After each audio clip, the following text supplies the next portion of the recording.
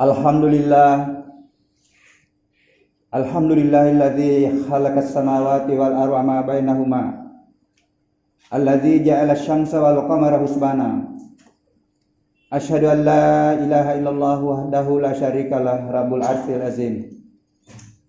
Wa asyhadu anna sayyidana Muhammad abduhu wa rasuluhu la nabiyya wa la rasula ba'dah. Allahumma salli wa sallim ala sayyidina Muhammad wa ala alihi wa sahbihi wa tabi'ina wa tabi'ina lahum bi ihsanin ila yaumiddin. Amma ba'd, qala Allahu ta'ala fil kitabil karim, a'udzu billahi minasy syaithanir rajim. Bismillahirrahmanirrahim. Ya ayyuhalladzina amanu ittaqullaha haqqa tuqatih wa la tamutunna illa wa antum muslimun. Wa qala aidan walau anna ahlal qura amanu wattaqaw la fatahna alaihim barakatim minas samai wal ard ila akhir ayat. Shadaqallahul azim. Hadirin sidang jamaah Jumat yang insyaallah dimuliakan Allah Subhanahu wa taala. Puji dan syukur senantiasa kita panjatkan kehadirat Allah, Tuhan yang menciptakan langit dan bumi serta seluruh yang ada di dalamnya, menjadikan matahari dan bulan sebagai alat perhitungan waktu. Tuhan yang menghadirkan bulan suci Ramadan sebagai bulan pendidikan dan pelatihan yang penuh dengan keberkahan. Salawat serta salam senantiasa kita kirimkan kepada Rasulullah Muhammad SAW beserta keluarga dan para sahabatnya serta pengikutnya hingga akhir zaman. Nabi dan Rasul terakhir yang diutus oleh Allah untuk menyempurnakan akhlak manusia, membawa Islam sebagai frame kehidupan yang dilengkapi dengan aturan-aturan hidup Al-Quran silmi kafah sebagai panduan untuk merebut keselamatan di dunia wal akhirah.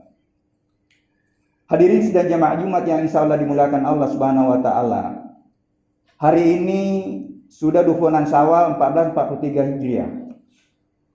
Bertepatan dengan 27 Mei 2022 Masehi. Sudah kurang lebih 25 hari Ramadan telah meninggalkan kita. Bulan pendidikan dan pelatihan dengan metode dan strategi pendidikan yang sangat dahsyat.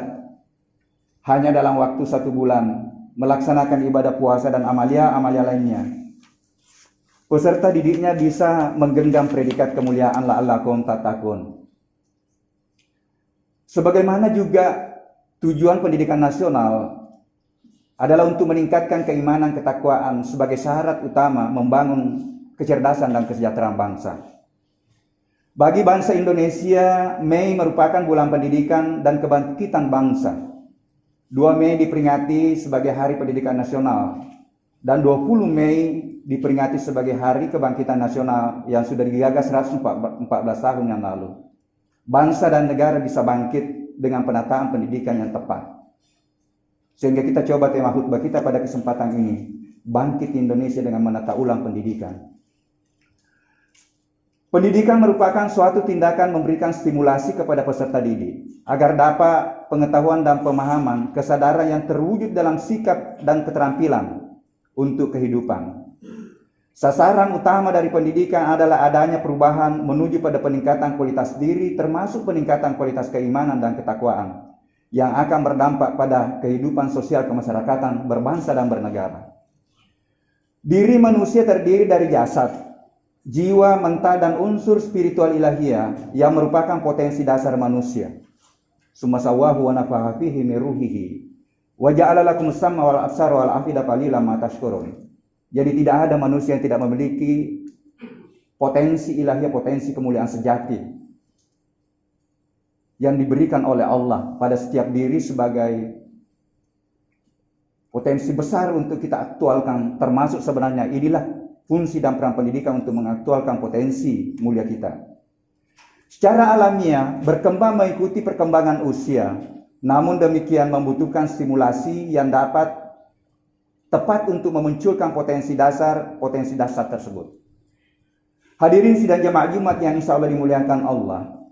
Pertanyaan kapan mulai diberikan stimulasi dan dalam wujud apa stimulasi itu agar terwujudlah perubahan yang kita harapkan.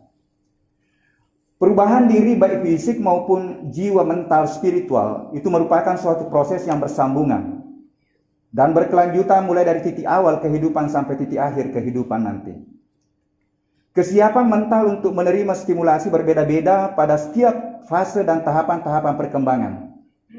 Kapan mulai titik awal kehidupan? Mulai dari dalam rahim.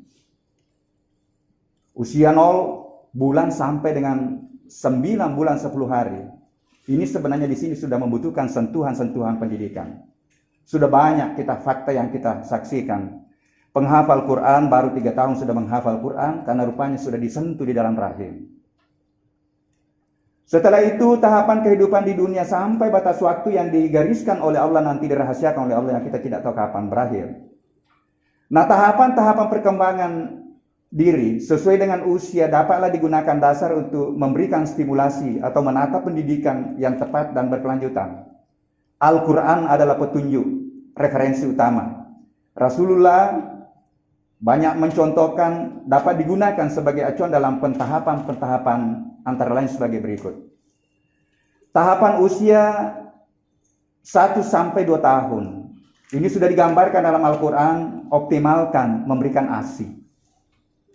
Ini gaya hidup ini yang sudah mulai hilang sesuai dengan anjuran Al-Quran ini. Tahapan usia 2 sampai 7 tahun ini membutuhkan kasih sayang. Kemudian tahapan usia 7 sampai 10 tahun dan tahapan 10 sampai 13 tahun.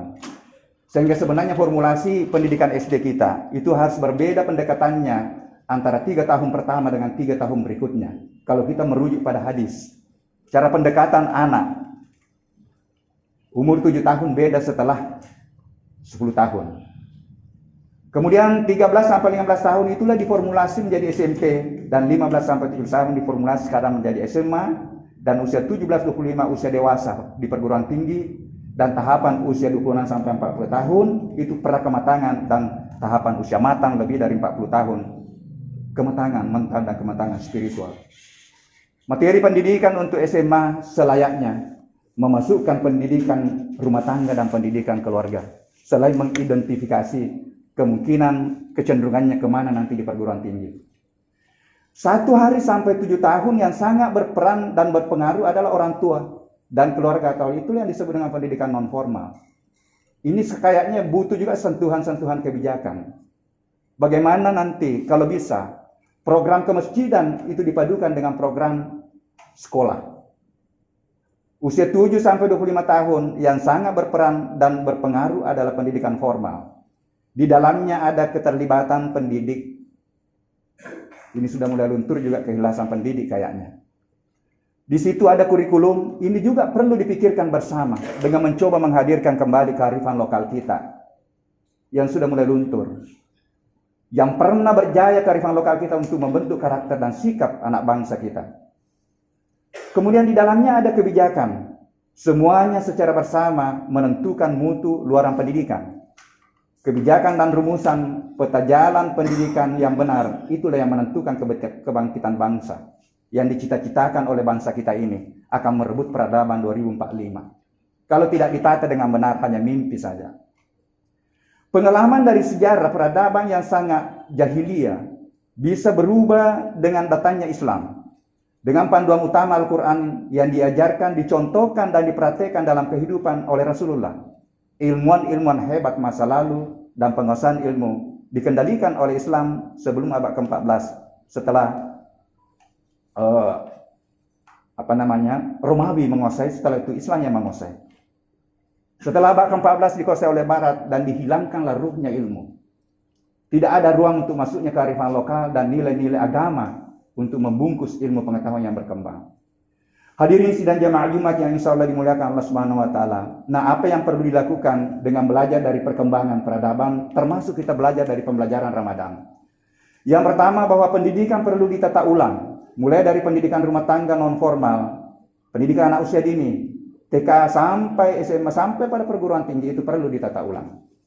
Kemudian kedua, kebijakan pemerintah sesuai dengan kewenangan sangat dibutuhkan. Kita tahu bahwa sampai SMP itu kewenangannya bupati. Hadirkan kembali kearifan lokal kita di kurikulum. SMA, mohon maaf, ini adalah sampai kewenangan gubernur. Tapi kewenangan gubernur pun bisa sampai ke bawah. Kemudian strategi dan metode pendidikan mencapai tujuan dengan mengintegrasikan antara kekuatan nilai-nilai agama dan kekuatan kearifan lokal kita. Tidak ada bangsa negara yang memiliki keragaman budaya yang luar biasa. Kalau ini membungkus ilmu pengetahuan dan ilmuwan, betul kita akan menggenggam peradaban mulia tahun 2045. Tetapi kalau tidak, akan menjadi mimpi terus. Yang ketiga, inspirasi pendidikan Ramadan dapat digunakan sebagai referensi dalam pengembangan model pendidikan formal dan non-formal. Hanya 1 bulan mendapatkan predikat ketakwaan. Apa yang perlu dibangun kalau kita belajar dari pendidikan Ramadan? Bahwa sikap utama yang perlu dibangun adalah ketaatan dan kepatuhan pada aturan, baik perintah Tuhan maupun perintah institusi yang kita sudah sepakati, kesabaran dan kejujuran, karena inilah sebenarnya yang mendasari sehingga kita bisa sampai puasa kita, bahagia pada saat kita buka puasa. Itu salah satu makna. Referensi utama pendidikan adalah kitab suci Al-Quran dan hadis dan kitab-kitab hasil kajian ilmiah. Ayat-ayat kauniyah dipadukan dengan ayat kauniyah yang benar dengan proporsi berdasarkan kebutuhan perkembangan fisik atau tingkatan-tingkatan satuan pendidikan. Di perguruan tinggi sebaiknya sudah masuk pada tadabbur, bukan hanya membaca, kemudian mencoba bagaimana dipraktekkan dalam kehidupan. Yang keempat, strategi dan metode pembelajaran Ramadan yang dapat diadopsi adalah memahamkan, mencontoh, dan melatihkan sikap-sikap ilahiyah spiritual, dilatihkan kejujuran, dilatihkan kesabaran pada saat kita puasa, dilatihkan ketaatan dan memulai dengan niat yang suci mencapai tujuan. Mestinya itu diadopsi dalam bagaimana menata atau strategi mencapai tujuan pendidikan. Karena nilai-nilai atau sifat-sifat inilah nanti sehingga anak didik kita bukan hanya memahami, mengetahui dan terampil terhadap suatu objek atau apa yang dipelajari, tetapi apa yang dipelajari mengantar dirinya untuk lebih memahami dirinya dan jalan untuk lebih mengenal Tuhannya. Apapun ilmu sebenarnya yang kita kaji adalah perjalanan spiritual untuk lebih memahami Tuhan dan jalan untuk mendekatkan diri kepada Tuhan.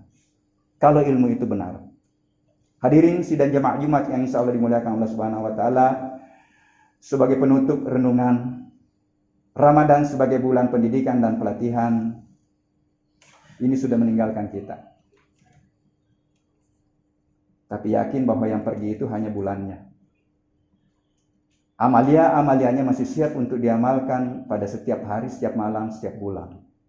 Sambil kita berdoa mudah-mudahan masih dikasih kesempatan untuk bagaimana menyambut bulan suci Ramadan yang akan datang. Lanjutkan qiyamul lail, tahajud, tadarus dan tadabbur Al-Quran, zikir, infak dan sedekah. Puasa Ramadan yang diwajibkan hanya 1 kali 1 tahun. Kalau kita hanya mau berpuasa wajib, berarti kita menunggu 1 tahun. Disinilah Rasulullah memberikan ruang. Mohon maaf, puasa Syawal itu masih ada 4 hari. Tolong yang belum cukup 6, manfaatkan 4 hari ini, jangan sampai kita ketinggalan. Ada puasa Senin Kamis kalau kita mampu, kalau tidak bisa Senin saja dulu. Ada Ayyamul Bid, sudah ada saudara kita mempraktekkan puasa Daud. Dan yakin apa yang kita lakukan, wa antasumu khairul lakum in kuntum ta'lamun. Untuk diri kita kalau bisa kita latih. Yang ketiga, hadirkanlah makna dan hikmah puasa dalam wujud kepatuhan mengikuti aturan yang diperintahkan baik dalam suatu institusi yang disepakati maupun aturan-aturan yang terkait dengan ibadah ritual. Hadirkan kesabaran, hadirkan kejujuran, hadirkan kedisiplinan, niat yang ikhlas dalam memulai suatu aktivitas, dan hadirkanlah rahman kasih sayang Allah, sifat mulianya Allah selama proses kita melakukan aktivitas untuk mendapatkan ridha dan kasih sayangnya. Kalau ini kita lakukan, kita akan merasakan kebahagiaan dan ketenangan jiwa. Saya kira itu mudah-mudahan manfaatnya. Barakallahu li wa lakum fil Qur'anil Karim wa nafa'na bihi minal ayati wa zikril hakim wa taqabbala minni wa minkum tilawatahu innahu was-sami'ul alim. Allah.